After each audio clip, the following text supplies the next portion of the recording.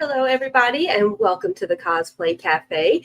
I'm going to play a couple more ads real quick, and then we'll get into the show. I've been a superhero for a long time. It used to be so simple. You catch the bad guys, do the right thing, save the world. Then I met Aiden, and things got complicated.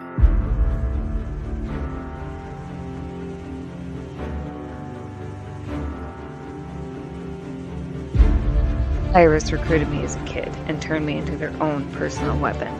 I couldn't see any way out until I met Marty. But now we're going to burn their entire organization down if we can. Forces of Nature, books 1 and 2, Scorcher and Thin Ice are available now wherever books are sold online. See www.kellyguentner.com. Pokeballs by Crayley is your one-stop shop for handmade magical creations that celebrate all the Pokemon universe has to offer. Available on CrayleeVanest.com, that's CrayleVanest.com, and possibly coming to a con near you.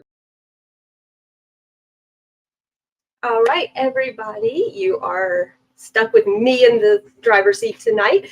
I am Andrea, one of your baristas. And tonight we are judging you, just so you know. That's what we're doing. We are going to be discussing cosplay contests from a judge's perspective, along with, wherever the rails take us, because you guys know this train never stays on the tracks. So first, I'm going to bring in my absolutely lovely bestie and co-host, Miss Hunter Chick. Hello. Also, I vouch for Crayley. Yes, I think there's quite a few Pokeballs owned by you and my family and quite a few people that have been down in the Memphis area now that she's done some cons this way. I always have to shout out and actually show, these are beautiful, absolutely beautiful. And so. they're not little. They are quite detailed dioramas. She has some. But how have you been, my love? Exhausted. So I know a lot of people have felt like something may have happened to me in the cosplay world, but work has happened. I work 12-hour days, so I am exhausted when I wake up and I'm exhausted when I go to bed. When I'm not doing that, I'm falling asleep in my chair while video calling my boyfriend. Adult life. Right. Adult life. So this is an appropriate episode since you judge cosplay contests with me. I try. And we are bringing our. You always tell me you're there just to be the comic relief, but you actually. I gotta be the third vote. even though you don't make your costumes, you know what goes into making a good costume. So yes. I still think you are valid in being a judge. Very much so. But our guest today, I have wanted to have him on for a while. We met in 2021, I think is when it was. It's been a while, yeah. It was during lockdown. We have never met in person, but we were doing the Extraordinary Men of Cosplay battle on Instagram, and he and I were the wild card draws, so we were partners in crime. He was in his Doctor Who costume. I was the Queen of Hearts. We made it several rounds in. I don't think we did too shabby. So I am going to bring in Gravel Road Cosplay, Mr. TJ. Hello. Welcome. Thank you for having me. I've wanted to ask you to be on for a while, so I'm glad that you agreed. I know we've messaged ever since then and been friends, but I think this is actually the first time I've spoken to either of you ever, and so I was really happy to be invited. I'm really excited to be here. Your body of work is worth showing off. Oh, thank you. And if you, I mean, you've of course obviously been in the battle with me, and I comment and boost you up. My goal is to make every single cosplayer feel like they are the best cosplayer in the world. So you will get your ego boosted and stroked for the next hour. Okay, I'm here for it. We all need that little boost because I think we forget that not everybody is that person that's literally all they get to do. So the little, the ones of us that love it but can't do it professionally or at least semi-professionally, we sometimes need to be reminded we're valid too. Yeah. So I have a cat trying to get in my room, but they're not coming in. I have a cat that is sitting at the bottom of my chair and I think he's like really confused. Your cat is good. Mine are all demons, so it's fine. Domino's on TV. He has his moments quite often. Yeah. And those moments probably come at like 3 o'clock whenever you're trying to sleep. Actually, they come when I'm like trying to relax after work. And then I'm just trying to like pet him and be like, oh, we're just gonna relax finally for the day.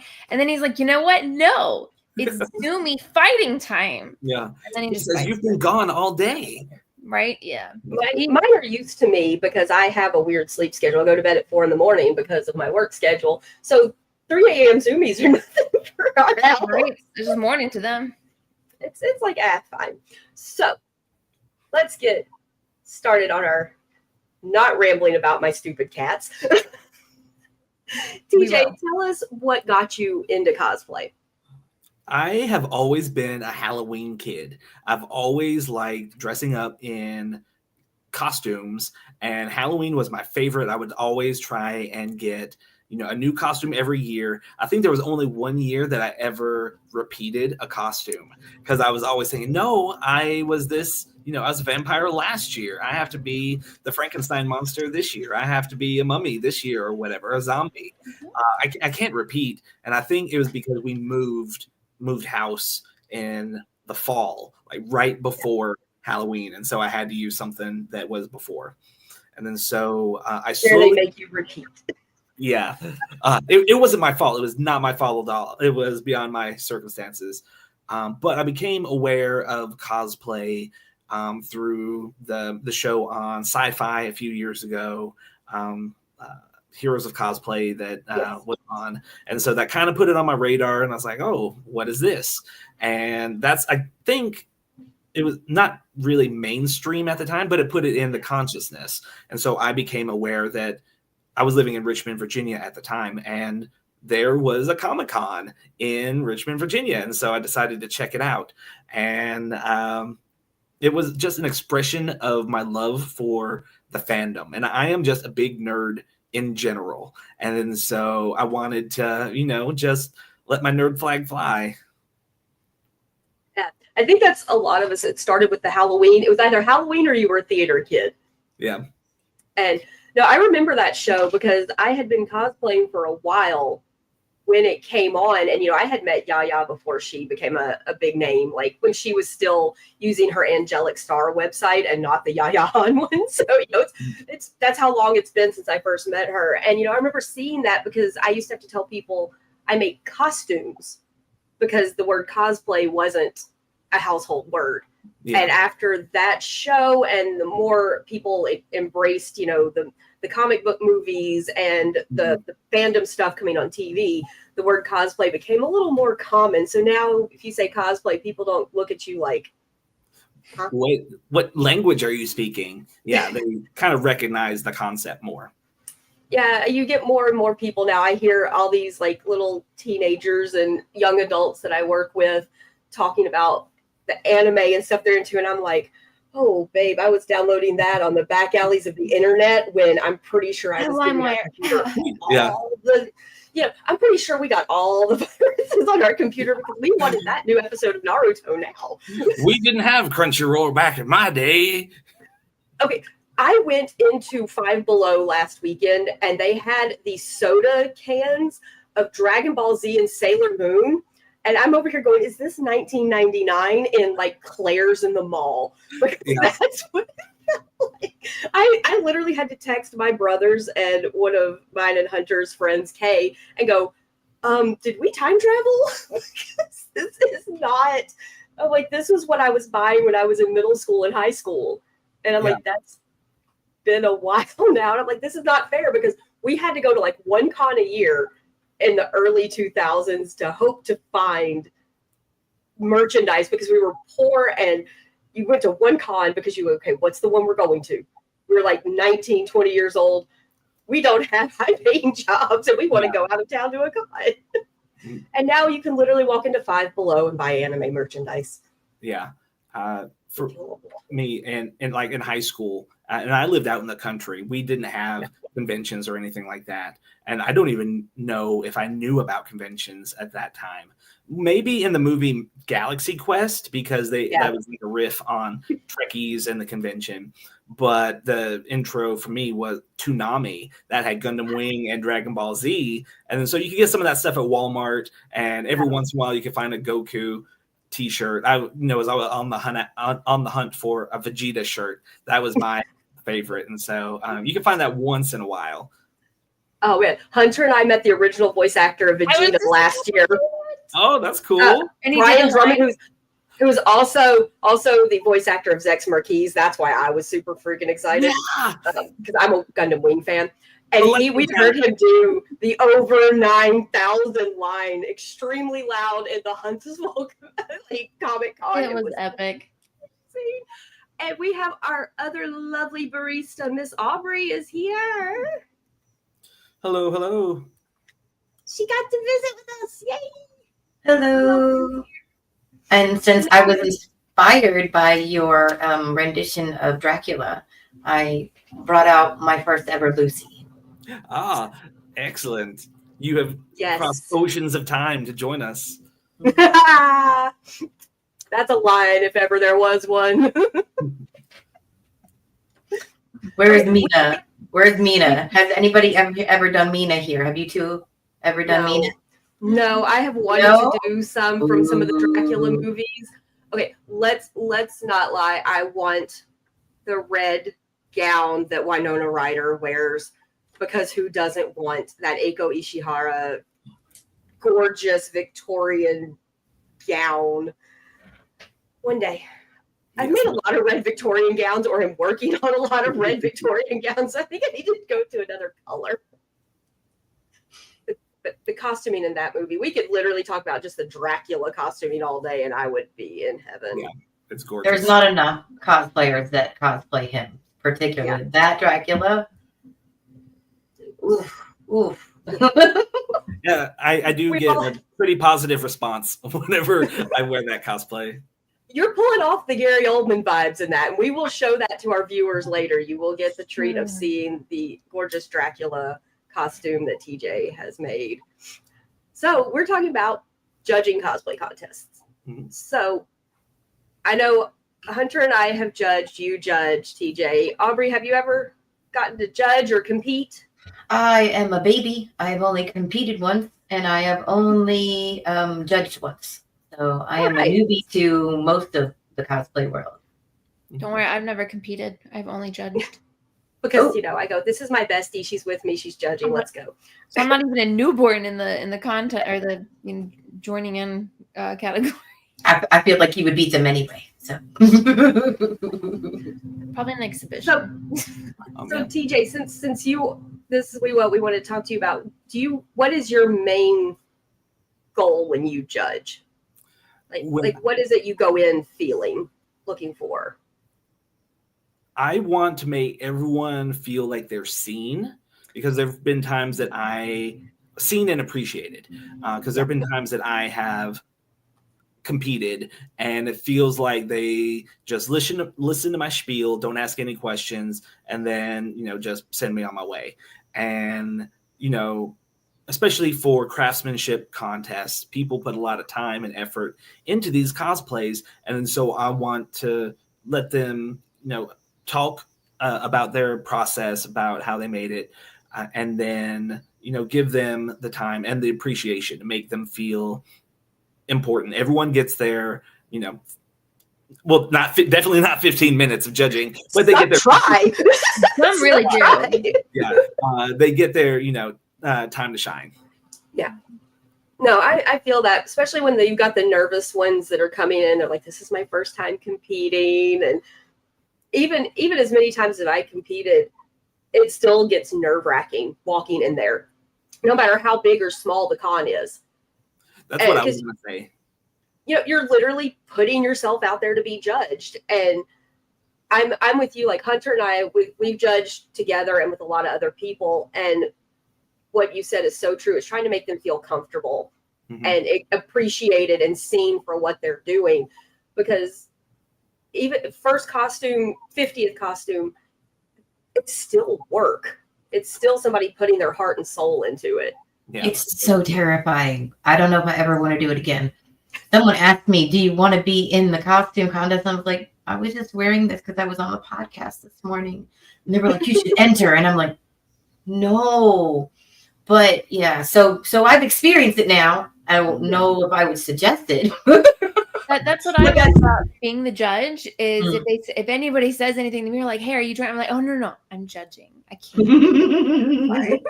And I will say, like, thinking about it, sometimes smaller conventions can be more nerve-wracking than the bigger conventions.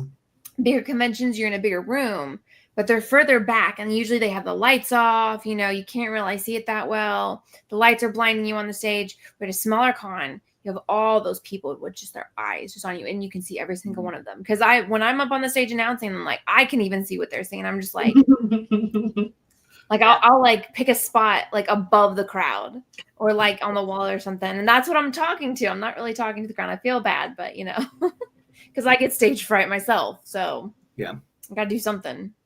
Oh, definitely.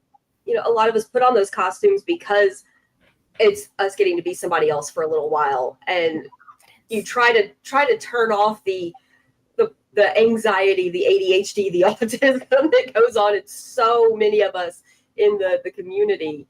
And you've got like these little like 13 and 14-year-olds competing, and they're up there braver than some of the adults. Yeah. But isn't that always the way? Aren't they like energizing the whole thing? Like the newbies, energize the whole process so that people who've been doing it for years, like I'm not saying me, I'm saying like people younger than me who do more. That it's just like invigorating to see someone so much younger, and you're like, you made this?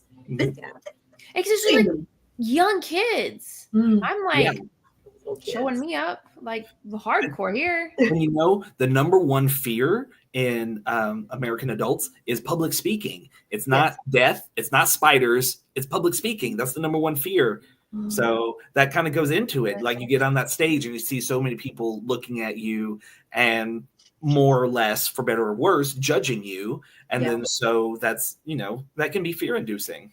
It really is. I feel that, because we're up there and you're putting yourself out there to be judged, but at the same time, you're hoping for the positive feedback, and you want those judges, like you said, that give you the time of day, that want to listen to what you say. I tell you, I've learned so many techniques from judging contests, listening to other people talk, and I'm just like mind blown because I never would have thought of that.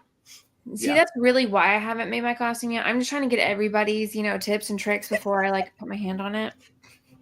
And then she's going to roll in and like win a crown competition or something.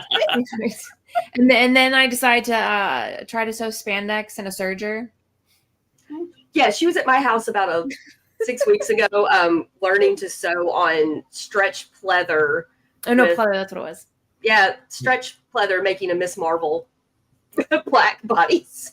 It's fine. You're trying to fly before you can crawl. That's fine. Andrea's finishing that costume. Well, Andrea's a genius, and she's so good at it. So yeah. I'm just gonna say being the model. Are you done? Okay. See, I'm used to boosting everybody else's ego, and y'all are over here doing mine. I prefer to take pictures, so I'm good. I just cosplay because it's fun, not because. We need photographers too. Yes. So speaking of which, I have a question. As a veteran, who has done many award ceremonies. Basically, this is what this is. It's an award ceremony for effort. Okay. At least in my brain, that's what I see these as. And anytime I see them, I'm blown away by the effort, the time, the hours. They could be working. These adults could be working. These kids could have their grades higher, or, well, maybe they have high grades, but you know what I mean? Like they could be doing anything else, but they have put their time and their love and their spirit into this thing. And they're like, look at this thing. And you're like, this is so cool. I'm trying to be serious. I'm seriously saying it's cool. It's so cool. I don't want to be like that with every person. So again, as someone who's only done one costume contest, barely done cosplay, and then to be a judge, I was like, me? Oh, I don't know about that. But I have appreciated, and I am picky, So I guess if you put those two things together, you can at least give detail about what you like about something. So as a judge, first, can you tell me your hardest judge? Like, where you really couldn't decide, your decision, and maybe like the easiest one.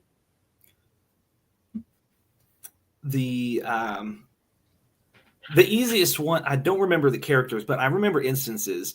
So the judging panels that I've been on are typically 3 people. And so we would go through and take our notes. And occasionally, you have to have a good poker face. Every once in a while, you can like gush over somebody. And then like you're all like flipping seams and looking at, the beating and everything. But you really try and keep a poker face amongst everything. But every once in a while, we'll give a look to each other. And so sometimes it's easy. That this past weekend, whenever I was at the Uncanny Experience and judging, the 3 of us, we made our short list. And so after all the pre-judging was completed, we compared our short list, and we basically had the same 6 or 7 people in the top.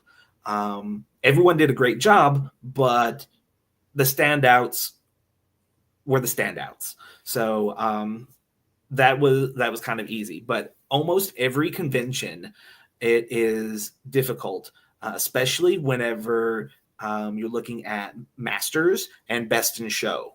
And then so you have to figure out which is the best of the best. Sometimes the best of the best comes from journeyman.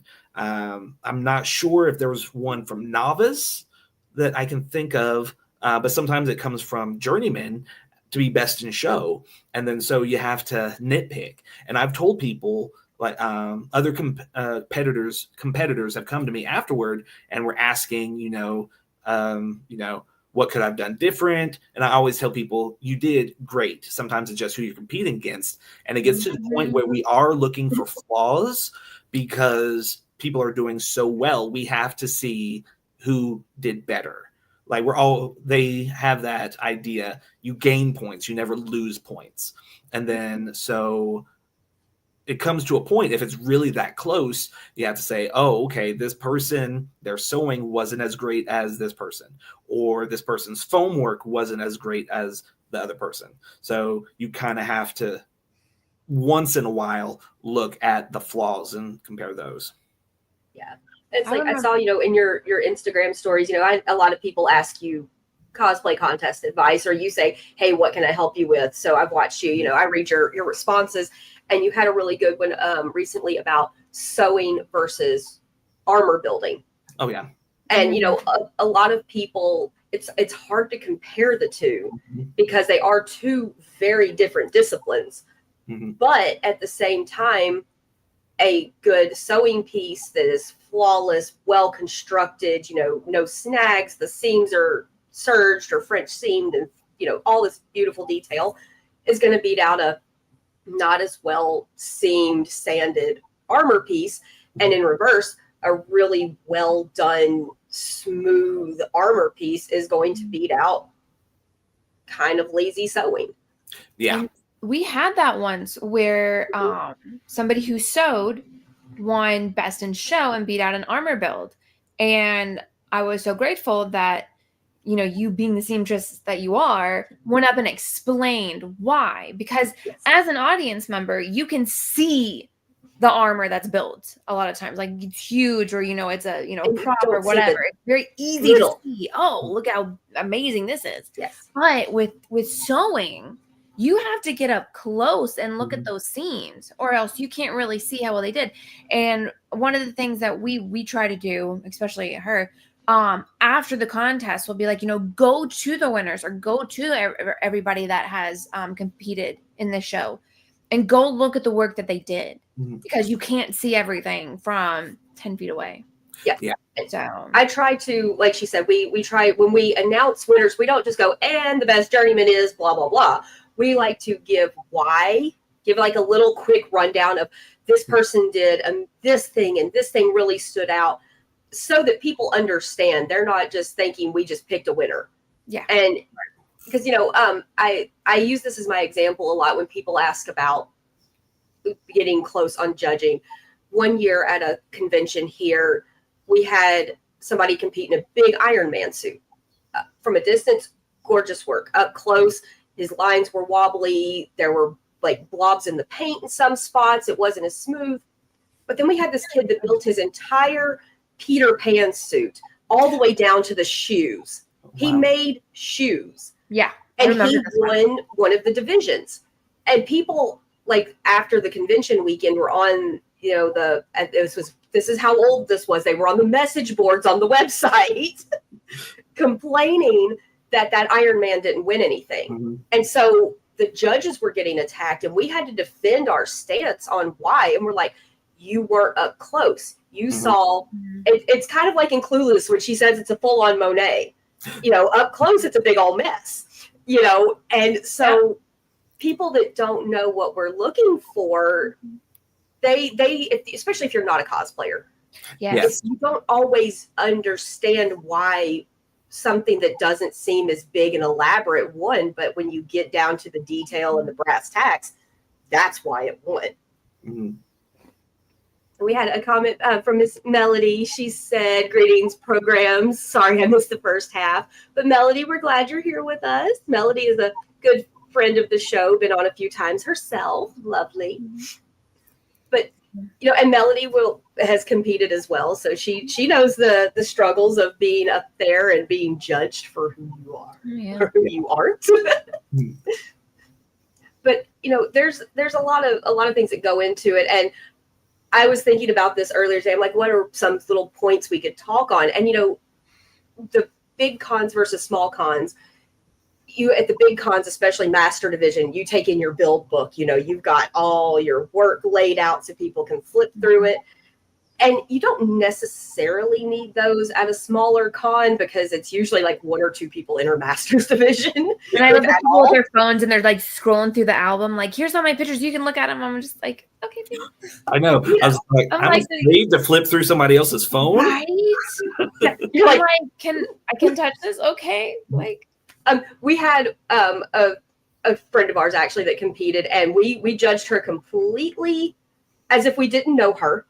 Because that's how you do. You know, but I judge my friends closer because I know what they're capable of. Yeah. And she brought in a QR code for us to scan to look at all of her work. Oh, wow. And that was a really cool idea. Yes. No, you didn't judge with that one. That was MegaCon. Mid-South MegaCon. Yeah, I don't remember that one. I was hanging out with Night Mage. Sorry. I was forgotten about. But this friend of ours, she literally did actual real leather and steel work. She did a Wonder Woman, and her armor was leather, and she had the steel, like her tiara was steel, and the bracers were steel. And I'm just over here, and that was one of those moments where, you know, like you said, is it hard or is it easy? I didn't even say anything when we were in deliberations. Night Mage and our friend Retta, that was the other judge, just looking at each other and went, "Wonder Woman's best in show." Yeah. I didn't have to say anything. Mm-hmm. I was like, you know, I didn't want it to sound like I was going, "That's my friend, let me pick my friend." Yeah. But, you know, she was the best one there. So it is hard when you judge in smaller circles. Yeah. Because you know everybody. Mm-hmm. And especially even down here, like the whole scene knows each other. And that's where explaining why a costume was chosen helps. Because if somebody knows you know the winner, then they're going to be like, "Oh, well, they just chose it because they're their friend." It's like, but no, okay, we chose this one because of the leather work, the steel work, the sewing, whatever. Yeah. And so then they're like, "Oh, no, okay, I see it now," kind of thing. Yeah. And then I've been in judging situations where I have had friends competing and they were in the short list. And then I would say, you know, "I'm friends with this person. I just want to say that up front." And then the other judges would say, "Okay, I'm friends with this person." And then the other judge said, "Okay, I'm friends with this person." And so it was like a round robin. So we're like, okay, so we can talk freely and discuss this. Mm-hmm. Yeah. And like, it's to the point that, but you know your friend's strengths and weaknesses. So you know if they brought their A game or their B game to this contest, you know, and it's, you try really hard not to play favorites, but some of them you look at them and you go, "Well, they were obviously the best one." Yeah. And so it unless you're going off to an out of state, you know, way far off thing, you're going to know somebody in that competition. Yeah. Like you'll either know them personally, or now everyone is connected on Instagram. Oh, yeah. And so you'll see their work. And a lot of people using Instagram or Facebook or whatever, or Twitter, or formerly known, or X, Twitter, whatever you want to call it. Whatever. They're using that as their build books to keep track of their progress and just pull those photos off. And so you're seeing it already. And then so you do get a closer look. No, I haven't really been in a position like that. But making that known, and other judges, we're all in the same community. And so you're going to run into people like that. Yeah, definitely. I think the only time that I haven't really like known somebody is when I've competed like at Anime Weekend Atlanta. I knew some of the competitors, but I didn't know the judges. And so they totally were blind as to what my friend and our skill level was when we went in. So, that was, to win an award there felt, even though I know my friends would not just give me an award just to give it to me, I knew that was a genuine, like, they really liked what we did win. Yeah. And that felt good. It was also the last time I competed with one of my other best friends that moved to Japan. So we got to go out on a high note with, a nice award 11 years ago now. Oh, wow. It's been a while, but it's also really awesome to see those people that weren't sure they were going to place get their name called. Oh, I love those. Yeah. They're always fun to find out. I love seeing that. Even if it's just for your judge's choice or for one of your little superlatives, like, best wig or something like that. To see them get that validation makes them really excited. And we've had it before where we've pulled up from a lower skill division. Thank you. Lower. I've been at work all day. My brain is a little tired. Lower skill division, and we bumped them up, or like they won best in show, and then they're just like, because you pass their skill level, and they're like, oh, okay, well, so and so won, and it's okay. And then they hear their name later on, and they're just like, wait, what? And it's I'll tell you, I wore this one because this was the last time I won something in a competition. Captain Carter was my white whale. I got my best in show with Captain Carter that I had been chasing for years. And, I'm at the con and I'm hearing them, announce the stuff. And of course I entered master because I've been cosplaying for, longer than most of those kids on stage had been alive. And, they got to the master division and there were only a few of us in that division, and they announced the winner. And my brain goes, well, the one other costume that I was really certain I was going to have a battle against has been given a skill division win already. So I'm going, don't get cocky. I'm having to tell myself, I'm having to do the Han Solo, don't get cocky, kid, but I'm like, did I just win this whole thing? Because, they stopped for a minute and started talking like, come on, just do this. Stop giving me anxiety. I have enough of it on my own. And now you know how it feels. Yeah. That's why I try not to prolong the best in show, because everybody also wants to know who the big winner is. Yeah. But you got to hype them up a little bit. Since I was going to say, I feel like part of it, I agree. It's like just, the anticipation. Come on. I mean, as nerds, we know, like holding a little bit of it back. Just a little bit, just for a little minute, because but sometimes it's difficult. The one time, say sometimes because it's my one time, but like it was so difficult. It really was. You have so many stories. They probably all blend together. I have one, so it's really easy to remember that there was characters that I didn't know who they were, and I was like, how can I judge this kid? Can we Google? Are we allowed to Google?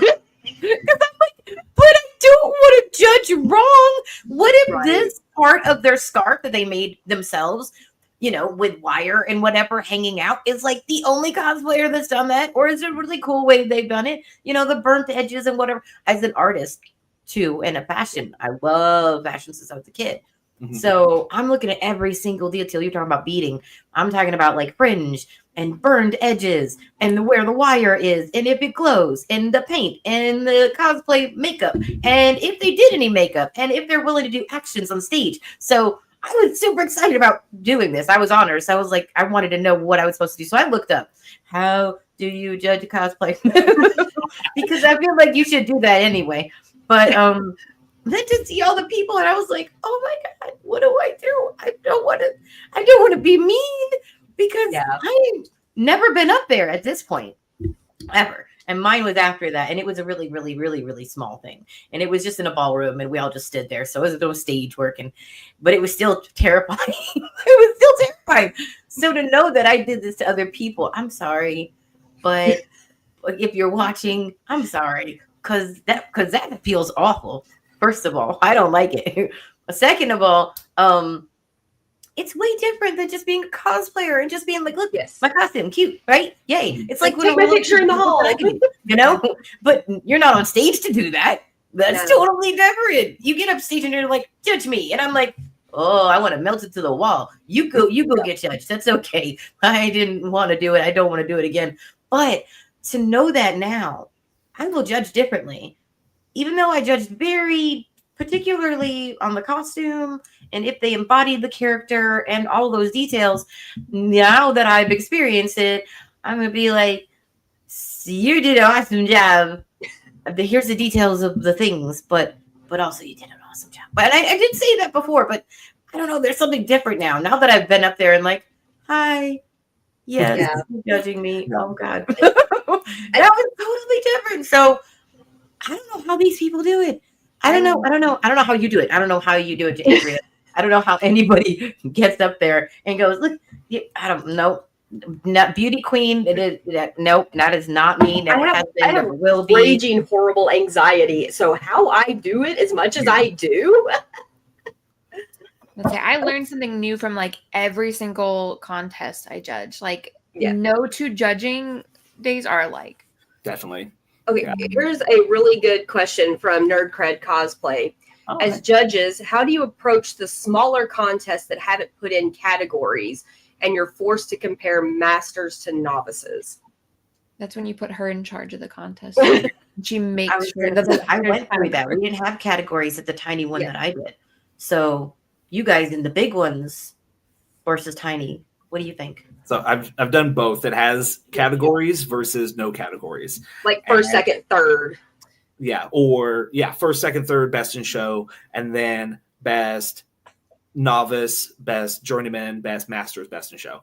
So the ones, we're just the judges. We look at what is made, what is presented to us, and we go by what is given to us by the con or the organization.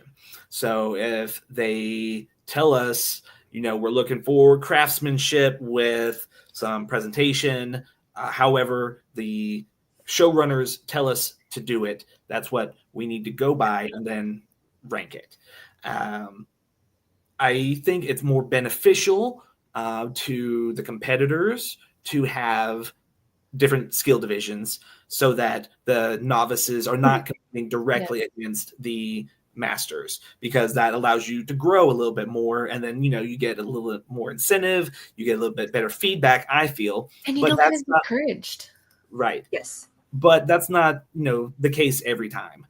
There are mitigating factors with how the show is made, how they've divided it up, and so just as judges, we go by what we're given, the criteria to judge. And then so if there are no categories, beginner, intermediate, and masters, you just, for lack of a better word, look for the best. And if they're all masters, that's where it comes from. But some people, depending on the convention, sometimes the divisions are categorized by number of wins, and then sometimes it's categorized by like years of experience. And then so somebody might be a novice, but they are excellent. But the only reason that they are a novice is because they haven't won yet. But they could, totally knock it out of the park. I was at a convention, Fan Expo Calgary, and like even the novices in that competition were amazing. It was all master level work, but they were just novices because they hadn't won. That was the distinction for the different levels. And I know, like, thankfully for a lot of the cons that I judge at, because they are ones here that a lot of the showrunners contact me to run their contests, I get to make the rules. Yeah. So, I do put that, like you said, novice has not won an award, but I do put that you are allowed to put yourself in a different category if you feel your skill level is above where your win level would be. Mm-hmm. Because, I've had some people that have entered novice, like you said, that it's their first contest, but they've been making costumes for 10, 20 years. And so they are definitely going to beat that person that this is their first costume. Yeah. They've got that skill. So if they do put that they're novice and they tell us that, we look at each other and go, bump them up a division, but we also don't bump a division if they're not going to win that division. Because we don't want to bump them and then them being, oh, I got bumped. So, maybe I'm going to win that. I don't want to do that. Mm-hmm. So, I get lucky that I get to run a lot of it, but I have gone and judged under other people's criteria. And I like a deliberation process with the judges where you take notes and then you talk afterwards. But I have done one that it was literally, okay, give it a point ranking 1 to 5 in each of these categories. We're going to add it up and whoever has the highest score wins. So glad I wasn't involved in that one. How do you do that? I like that because the only way we deliberated was if there was a tie. Mm-hmm. And I just don't feel like that's, I don't know. It feels counterproductive to the process. It feels like we're just going, all right, 1 through 5, here you go. You can add bonus points and you can add as many bonus points as you want for something. And I'm just like, I didn't like that. So I got to take that one over starting last year, and we got rid of the point system.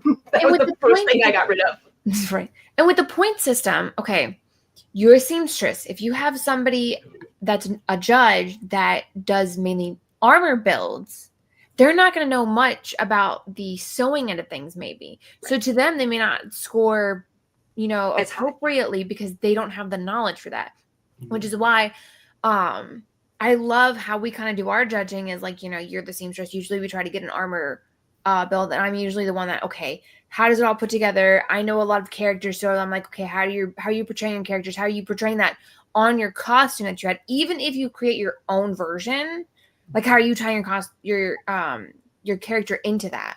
And so then, like you said, that's when we deliberate and we can really get a true idea of everything that has gone into that costume, not just my knowledge of it. It's good to have judges with different skill sets. Yes. Yeah. Because if you have all seamstresses and a really amazing piece of armor comes in, they might not know that that's an amazing piece of armor, or vice versa. Mm-hmm. So, you kind of have to, it's good. And it's also good to rotate judges because if you keep the same ones too long, like I've even backed out of judging some of the ones I run and get other people to judge after I've done it for a couple of years, because once again, it's local. It's a lot of the same people entering. I don't want them to think I'm placing faces. I'm a successor. Just because I've done it for so long. And we have been going for almost 45 minutes, and we have some pictures to show, hey, if we go over an hour, it's fine. We've done some that have gone into almost 2 hours before, haven't we? I've been on those notes. You've been, I think your first episode was one of those when you were probably. Wait, was my first episode the squeaky episode? Yes, when you were in your Kitty Pride costume and you were squeaking on my couch. Yeah. That just sounds really horrible if you don't know the context. I was in pleather, and it was the shiny pleather. She was in the yellow Kitty Pride suit, and she's over here squeaking. And I remember the squeaking because it is very sticky against itself because it's pleather and it's the shiny pleather. And so I just kept squeaking like the whole entire. And Nerd Cred Cosplay did say, thanks for those answers, y'all. Love getting the insight. Mm-hmm. You're welcome. I like this because we talk a lot about types of cosplay, but getting to talk about being in contests is something we don't really get to do a lot. So this has been a really cool little insight. So I'm going to show TJ sent us a few pictures, and we have a few viewer submissions from their contest. So if I'm going to put them up, if you want to talk about the costume for a couple of minutes and tell us about your amazing work here, sir. Okay. So this is a suit that I made based on Mystique from the X-Men. I went into Joanne Fabrics, RIP, originally looking for fabric. I had an idea for Destiny, gender bend Destiny from the X-Men. who has like the gold mask. Yes. And I was going to do a hood, and I had an idea. But I stumbled across this fabric, and it's snakeskin. It's blue snakeskin, and it looks just like Mystique in the X-Men movies. And so I changed my track immediately, and I was decided I'm going to do Mystique from the X-Men. I had made a couple other suits by this point. I think I just made jackets. I don't remember if I'd made pants by this point, but I was really happy with this one. It's fully lined, 3 pocket jackets, 4 pocket pants, and then I have a little skull lapel pin, and I was really happy with this. And this was one of my first ones that was shared by Screen Rant. And this one was marked as one of the top 15 X-Men cosplays for 22 or 2023. And so I was like, okay. I'm saying, I just love it. Even without the Mystique, I love the whole look. Like, I love a good suit right now. So I love the skull addition to the not of like the comic suit that she wears, because not a lot of people know that suit. They just know like the they don't know the white dress and the skull belts and exactly. So as soon as I saw that, I was like, yes. Okay. Yeah. And as somebody who has made beautiful belt, that was that was a sexy outfit for her. Yes, it was. As somebody who's made a lot of suits, suit tailoring is not easy. And you make it look easy. Your suits make it look easy. Like this looks like you could have bought this off like out of a nice designer suit store. Well, thank you. Thank you very much. Not gonna lie. Setting the sleeves of a suit and not getting those little bumps, the little tiny buggers. The first time my brother made a suit jacket, he did that, and I looked at him. I'm like, "Get away from my sewing machine right now, because that is not fair that you set your first sleeve like that." I'm like, "Walk away, sir. Walk away before I break your hands." And I will say, I love my brothers. I'm sure Hunter can guess which brother I was going to break the hands of. Probably the one that cosplays with us or wants to cosplay with us. No, the baby, Brad. I will say, a lot of people don't understand this, but when a cosplayer says to another cosplayer, especially a judge, your outfit looks bought, that's actually a compliment. Yeah. And a lot of people don't realize that. So I've had to explain this to some people. I'm like, no, your detail and your craftsmanship are so well done. It looks like a machine did it. Like when we're slick looking for tags in your costume. We've done that before. We're like, hold on, just to make sure, because it looked so good. Yes. All right. Back to TJ. Okay. So this is my gender bend Effie trinket from Catching Fire, Hunger Games, based on Effie Trinket's butterfly dress, which was actual McQueen dress. Yes. And then so I wanted to make a gender bend. This was on my to-do list for years. Whenever I first got into cosplaying, my friends knew that I was sewing, and then my friend asked for a butterfly dress based on the Hunger Games. And I said, I'll do it eventually. But then I saw the fabric and thought, you know what? I'm going to do this for myself. And then so I made virtually everything. I made the dress shirt, the ascot, the vest. The vest is orange with black butterfly lace overlaid. It has a pleather collar, which I brought in because the pants are pleather, and so I wanted to bring those elements top to bottom. The coat is butterfly print fabric that I got on Spoonflower, and so I made spats out of that to bring those elements together, and then the hat band. So I did not make the shoes, the gloves, or the hat. Oh, and I think Aubrey is becoming a fangirl of yours real fast over here. So, spoiler alert, a lot of my stuff is suits. That's okay. No, ladies can rock some suits. I'm just, yes, you have, you. Mm-hmm. She's in love with your style. I mean, you can never go wrong with a good suit. Just saying. So, this one was fun. It was a challenge to think of what male version of Effie Trinket would dress like.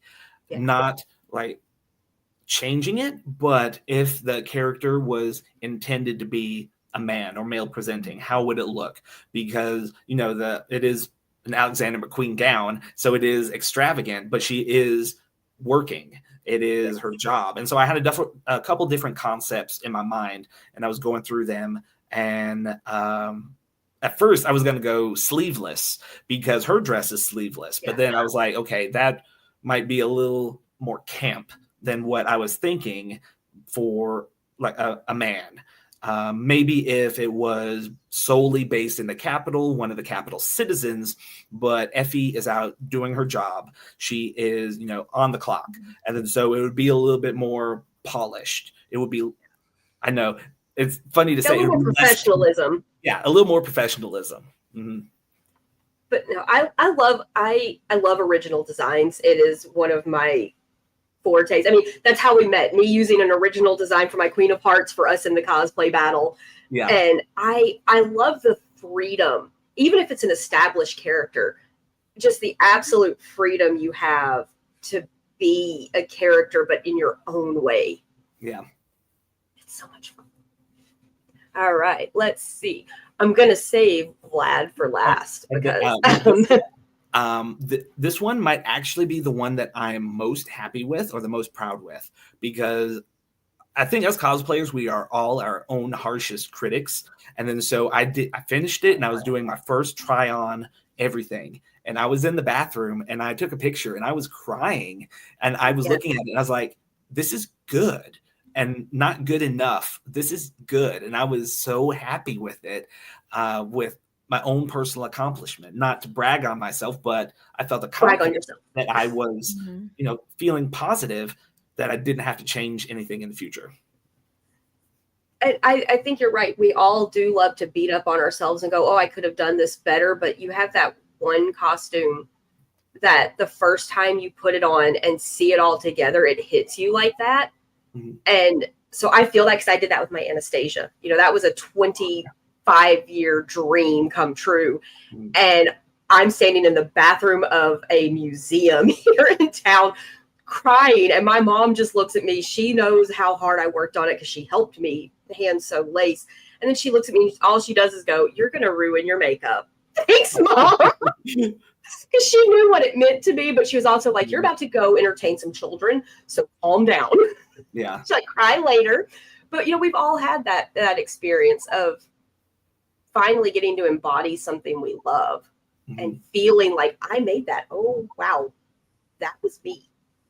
So, yeah, no, I definitely get why you're proud of this one. Mm-hmm. All right, here comes the fun one. Okay. So this is my second rendition of Airbender. So I did an Airbender based on Tenzin from the Legend of Korra during lockdown. And so I was really happy with that one. That one, I just made it out of quilter's cotton that I got at Walmart. And my brother and I went to, like, lockdown was easing up. And so we went to the park. They had a Japanese garden there. And my brother took a random picture of me. And I was actually featured by Nickelodeon with that cosplay to represent the Airbenders. And then so recently I wanted to get back into it. There was the Netflix series Avatar: The Last Airbender. And so this costume is based a little bit more on the live action show. And I won Best Masters with this one. And I was, I don't know, showing myself a little bit. I was doing the sitting half lotus pose with my little trophy because I was so happy. I was not expecting to win because I felt that this one was really simple, maybe too simple, but I was told that it was the execution of it. It looked simple, but I'm honestly not bragging about myself, but they said that it was clean and they had great execution. But that's what we were talking about. A clean, well-made costume can beat something that's flashy from a distance. Yeah. You know, and it's like any art. It's subjective. It's in the eye of the beholder. You know, what I think would win might not be what TJ or Hunter or Aubrey think is going to win. Usually we're all on the same page roughly. Yeah.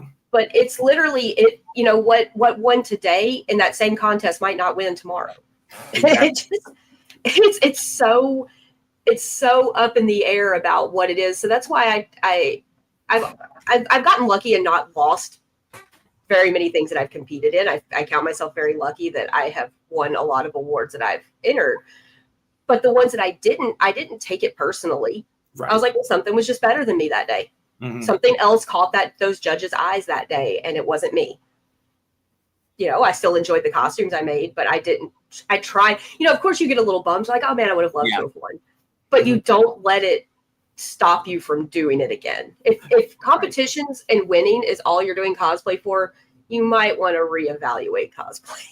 Exactly. Because as a human, you are allowed to be disappointed because you do have your hopes set on winning. And if you don't win, it's okay to, be disappointed. It's okay to be sad, but you should still, congratulate. You should be a good sport about it. Yes. Even if you lose, or even if you win, it's still as important to be a good sport. That's even more important if you win to be a good sport. Yeah.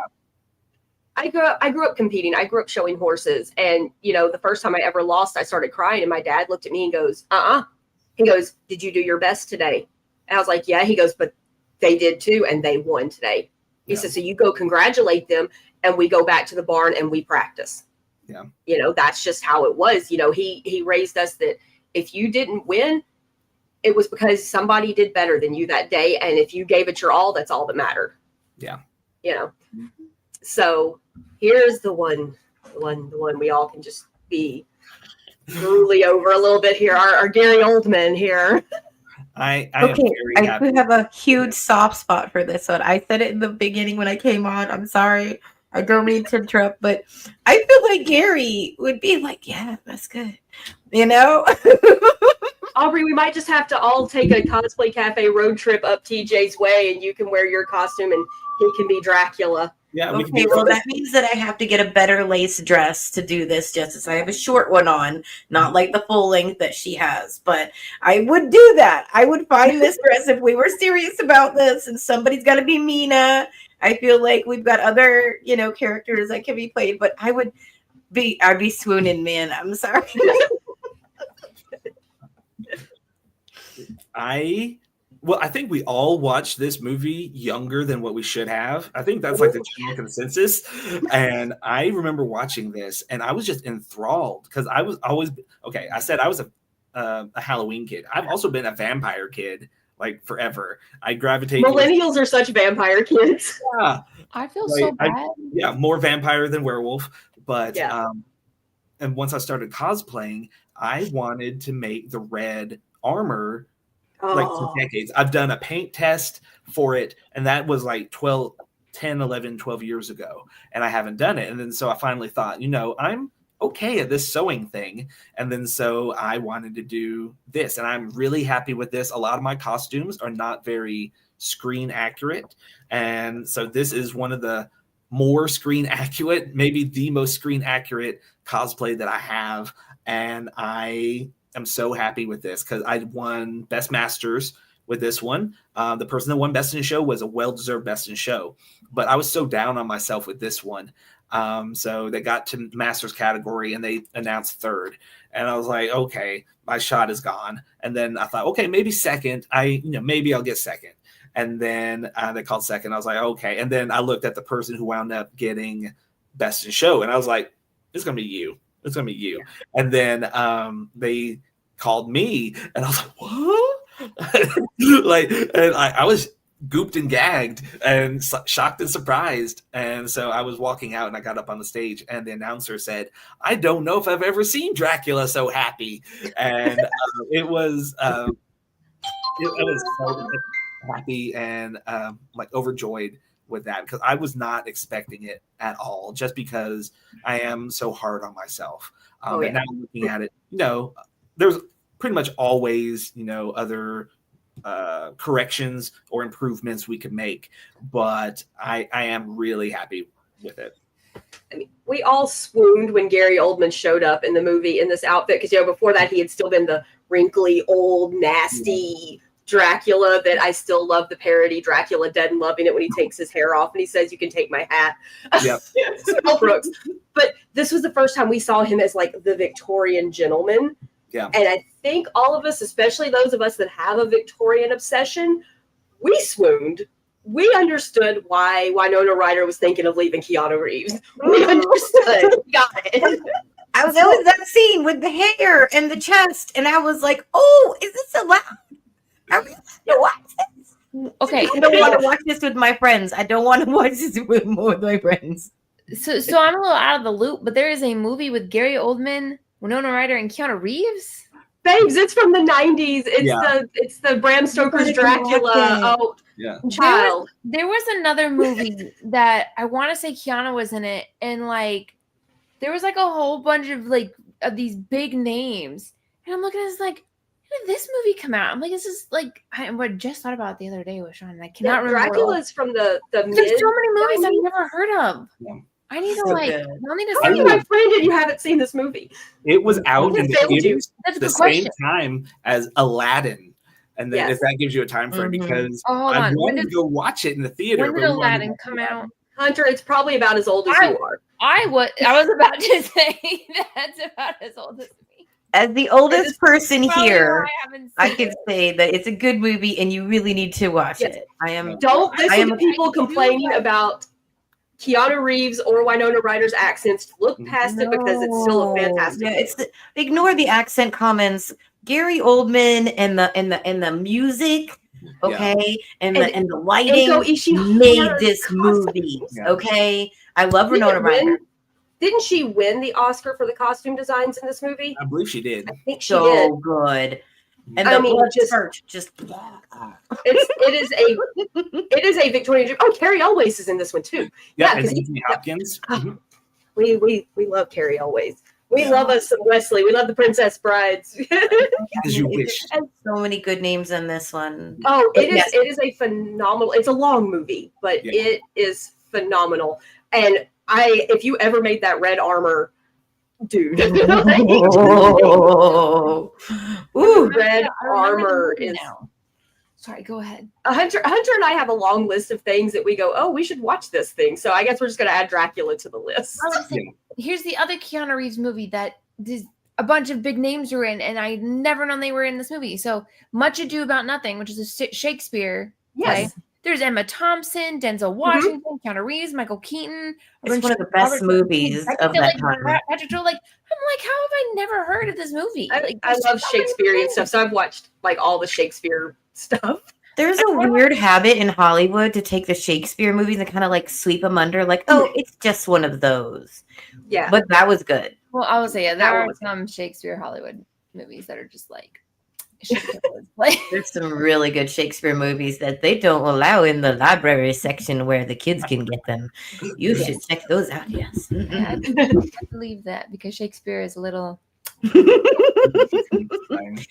He So was pervy. that's- He was pervy. they said I just we had had- to do a sonnet, and he was very pervy, but he was polite. He was Elizabethan. Yeah. So that was the last, like I said, I had to save the best for last of TJ's. And we have a few viewer submissions. This one actually came from Nerd Cred Cosplay. She told us that she saw TJ talking about being on the show, so she had to send this one. This is her most recent. So I love it. You being on the show has brought us some new viewers that had never seen our show, so that's been pretty cool. Yeah. And I love this. I saw this in Gorgeous. person this past weekend. It is gorgeous. I want to go to the Uncanny Experience, and it just keeps falling on times I cannot go. And I want to go because Kelly and Crayley were there last year, and I'm jealous. Next year. The full X-Men con. Come Yeah, on. 'cause it's going to be in September next year because of scheduling with the venue. It was July this year, but next year it's going to be. Yeah, because it's usually in September. Yeah. Honestly, we've always talked about doing, some ball gowns with our X-Men. But we also want to do the horrible 70s and 80s Kitty Pride and Psylocke. Because Oh, yeah. Hunter wants Yes, to do the blue that's not the blue horrible. Kitty Those are not Pride. horrible. Those are good. Oh, they're tacky, but They they're are great. Because crazy. Hunter wants to do the blue kitty, and I want to do Psylocke's original pastel pink. I want the poofy sleeves. But Nerd Cred with this Captain Britain Hellfire Gala look, she won first runner up So she was just shy of Best in Show. Well, I mean, from what I can see in the Very photo, impressive. well deserved. Yeah. Absolutely gorgeous. I want to do some Hellfire Gala looks because let's just be honest, I love haute couture. I wanted to be a fashion designer, and it's superheroes and supervillains and haute couture. Yeah. Let's just be honest. It is lovely. All right, our next one, King Beast. This is Jasmine. She did the Beauty and the Beast with her wife because they wanted to show anybody, it's just you can go in, you can have fun with it. And then her Jessica Rabbit, she wanted to prove you didn't have to be a certain size or look a certain way to get to do it and just go up there and have fun. And we love Melody for this. And then exactly. And that's one thing that I look for skill to be able to fit the garment to yourself so that, you can follow a pattern, but if it's too big for you, it just looks frumpy, it looks like you're wearing a potato sack, as they say. But it takes a lot of skill, like these photos, to be able to tailor it and modify the pattern for your dimensions. And that's the thing is a well-fit piece is always going to look better than either something too tight or too loose. I was about to say, but don't let your size stop you. Exactly. And you worded it very well. Fit the piece to you, don't fit you to the piece. Because there's a lot of people who are like, oh, well, I wish I could cosplay as that, but I wish I could cosplay as this character, but like I'm too tall, too short, too, skinny, too large, like whatever it is. And it's like, because I think you are the only thing constricting yourself to not cosplaying that. To the outside eye, that's not somebody that cosplays regularly, they see the quote unquote cosplay girls, like pictures of the, the fit, young, skinny girls. And I'm like, that's not the only demographic that exists. Right. No. And don't knock people for their size, because you could be losing out on amazing costuming, an amazing person.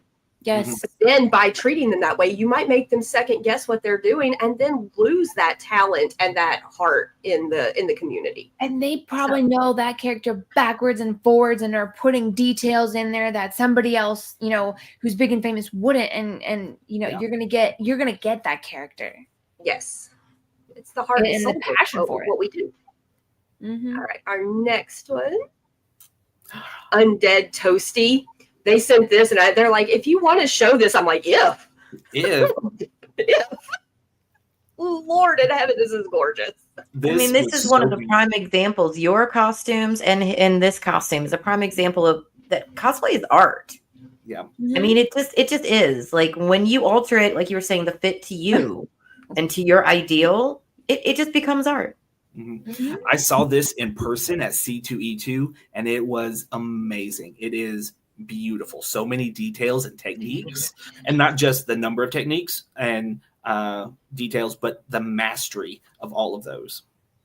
I mean, it's just everything about this is stunning. Like, that's the only word I can come up with. I'd say I just bought Ghost of Tsushima on Steam, and this just makes me want to play even more because they just did it so well. I love Japanese style. I have loved Japanese stuff since I was in second grade, and I was in Girl Scouts with a set of Japanese twins who showed up to an event in kimono. So I've always had a fascination. It didn't just start because anime became the thing. Yeah. I love the tradition and the culture that goes behind this, and this piece just screams that to me. Yeah. I mean, and you're lucky you've gotten to see it in person. I can imagine it's even better in person. Right. This is one of those pieces that I would want to see all the way around. Like I would want to see up close. Can't I touch would not be something I would ask, but I would want to see as a judge, like the ropes in the front, the weapon ties, the leg pieces. Look at those leg pieces. Are those metal? You saw it up front. Are those metal or are those foam? What are those? I don't remember. I am just enamored with this. It's so gorgeous. Let's say you can already tell how much detail is in it, and we're not even that close. And then I believe love went into this. One of the Reed Pop qualifiers to go into Crown, I believe, and then competed in nationals at Crown Central Crown championship. Yeah. I would love to compete in the crown competition, but I just don't have currently the funds to create the costumes. I would love to enter into the crown because that's not just your A game. You have to bring like your A plus game because you are competing against the best of the best of the best. You know, like Men in Black, best of the best of the best. Sir, you know, that's kind of where you're at when you go to these crown competitions. Yeah. I want to compete in a crown, but my sewing and my craftsmanship, I like instant gratification. So my projects are shorter, but there are people that work literally a year, 9 months, a year, 2 years on crown competition pieces. And I've never done a long haul piece like that. And I know that if I want to compete, well, it's an honor to be accepted to compete at crown anyway, but to be accepted and then put on a good showing and stand a chance. Not that you have to put in that much time, but myself, I feel like I would have to put in that much time to. Yeah, it would literally be put everything else on hold cosplay wise. Don't put your life on hold for this, but everything else cosplay wise to get to that level where you have a chance. Yeah. So no, that is insane. We have one more viewer submission, and there are quite a few photos in this because this kid has been alive as long as I've been cosplaying. I know this. They've been alive about 2 months longer than I've been cosplaying. And she has an extensive body of work. Miss Carrie Bland cosplay. She goes, these are just a few that I've done. And I cannot remember which cosplay it was, but she won Best in Show, if I remember correctly. She's won several of those. Because of the one that beat out the armor build. And it was because of her craftsmanship with the sewing. Yeah. And it truly looked like there's a little tiny one. It's on the right side of her strawberry shortcake. This is one of the most adorable things ever. And she also smelled like strawberries. Oh, that's awesome. I love those details. I love that. Like, that is something that, of course, cannot come across on screen. But we're over there, like, announcing her as a winner. We're like, guys, this is going to sound weird, but come smell her costume after the contest because she smells like strawberry. Like, she's been competing, like, her Midna that's in the top left corner. That was, like, one of her first ones when she was, like, 13 or 14. Oh, wow. She's only 23. This kid is... I tell her all the time, she is going to put me into retirement at some point. But she is so talented. The little green one next to that, that's her newest one. That is Miku from Vocaloid, but she did it in all Joanne's stuff because she worked at Joanne's as her first job. And so this was her, R.I.P. Joanne's new costume. Aww. It's so good. She also has a great sense of humor about it. Carrie is one of the goofiest people in the world, and I love this kid with my whole heart and soul. So we'll post. I've got to get caught up on a few postings from previous episodes, but these will be up on our social medias so people can look at them closer. Because I know a computer or a phone screen doesn't always show really and truly what we've got on here. And we have been going for an hour and 15 minutes almost, guys. I think this has been a really great conversation, though. Yeah. And so, since we are going to wind down, TJ, you get the whole screen all to yourself. Oh, okay. And they get to see your beautiful face fully. And we just want to ask you, what is your main piece of advice to somebody just getting into cosplay? Find a project that you are passionate about. It's okay to do things that are on trend, things that are trendy, that are popular. But if you are a craftsman, if you're looking to build, if you're looking to sew, this hobby can be expensive and it can be frustrating. So find something that you're passionate about because you will, I'm not joking, you will, underline, exclamation point, will want to quit. And then so if it's something that you are passionate about, you will feel like you're able to push on. You can take a little break and then you won't dread coming back to that project to complete it. So find something that you're passionate about. Don't go broke for cosplay. Pay your bills, pay your rent, buy your food. Put things in priority first. Cosplay is really just a hobby that we can enjoy, a hobby that stresses us out, but take care of yourself. that way. And then on my page, I always say, remember to press your seams, because my background is mainly sewing. So it became its own thing. I say press your seams, and it kind of became a joke. But really, it is how you do one thing is how you do everything. If you take just the extra moments just to press your seams once you sew them, that will help them lie crisp and flat, and help you in the future, because those little errors that you might make compound. But the little steps that you take, the details that you pay attention to, you're more likely to carry on with more details and more care as you go along. So I always say press your seams. It might sound like a joke, but really press your seams, and then just take the time and the effort and the care. Because if you are competing, what judges really look for is the cleanliness, how well it's executed. That is all amazing advice. I do love the press your seams one. Makes it look more professional. Yeah. Like the first thing I ever sewed was a red jacket based on Hannibal Chow, Ron Perlman's character from Pacific Rim. And I was like, I don't have to press this. I don't want to go from the sewing machine over to the iron and back and back and back. And looking back at it now, there were plenty of things I would do differently, namely pressing my seams. I love that. So, TJ, where can people find you if they want to follow you online?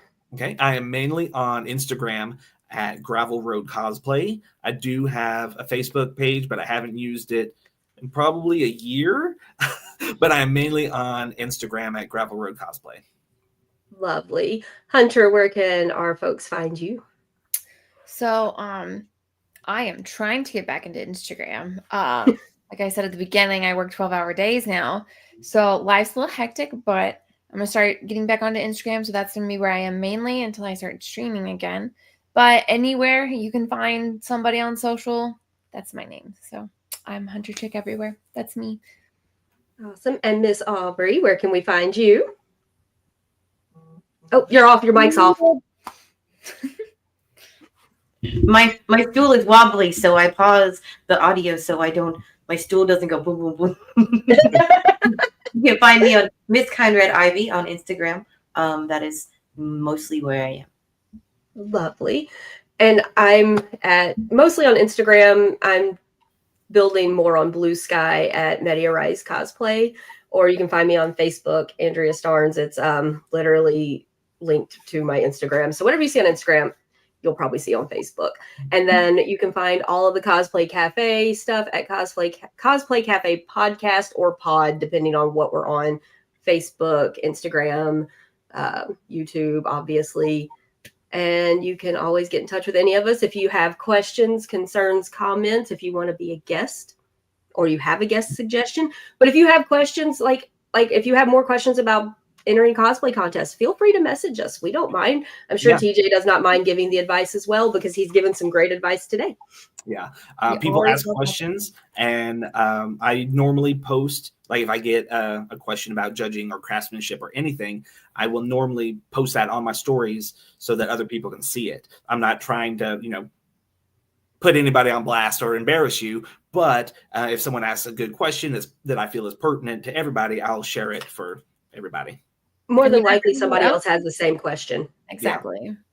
So, and that one person might think it's a dumb question, but then you go, oh, wow, I never thought about that. And other people can learn from it. So it is great. You really can get a lot of good advice if you follow my former battle partner over here. It's been a while since we battled it out, but hey, like I said, we made it to round 3 of 5 or something. Yeah, I think it was good. Yeah, we did pretty well. We're doing the wild card. Did Green Lantern or Collie? You did Green Lantern, because the one that you got to you got second place in the one the year before with Rogue. Oh, that's right. I did Rogue too. Was I in it 3 times? I don't know. I don't remember, but yeah, I have a brain full of useless information. Yeah. So we are going to roll our end credits, if I can find. There we are, and we will see everybody in 2 weeks. Yeah, whatever the first Friday of August is. Don't ask me. I'm lucky I know what day today is. But thank you so much again, TJ, for being on, Hunter and Aubrey for being with us. I think we had a good almost hour and a half show. So I think this is a topic we probably could revisit and have you back on if you would like that sometime. Yeah, I've enjoyed it. So, I would certainly come back. I would love that. So we're going to play our outro and we will see everybody soon. Let me get my video going. Play. Maybe. It doesn't like me. Okay, well, maybe we're not playing our outro today because it is not playing our video clip. Why is it? If I could remember everything that was said or the music, I would, try. Oh no, it's a different one. It's okay. Well, then we're just gonna have to end the stream because it's not letting me push the play button. So sorry. Go watch our sister show, the Fanatic Forum. That's what it's advertising. So Fanatic Forum, I love it. Yes. So maybe I'll figure it out next time. But until then, bye everybody. Bye, cosplay customers. Oh wait, here goes. Hey everybody, I'm George. I'm Seth. And we are the hosts for the Fanatic Forum, the podcast that is all things geek. We talk about anything you could possibly imagine. We talk books, comic books, video games, wrestling, BattleTech, fan theories, that how they relate to Warhammer and Godzilla fan fiction. We go off on long, bizarre tangents that don't necessarily mean anything. We have theme nights for a very interactive show. Tell them, George. Extremely. Yeah, extremely interactive. I mean, you've got to check us out live. We are 8 p.m. Eastern on Facebook and on YouTube. And if you can't catch us live, you can always check us out on Spotify. Be there or be square, baby.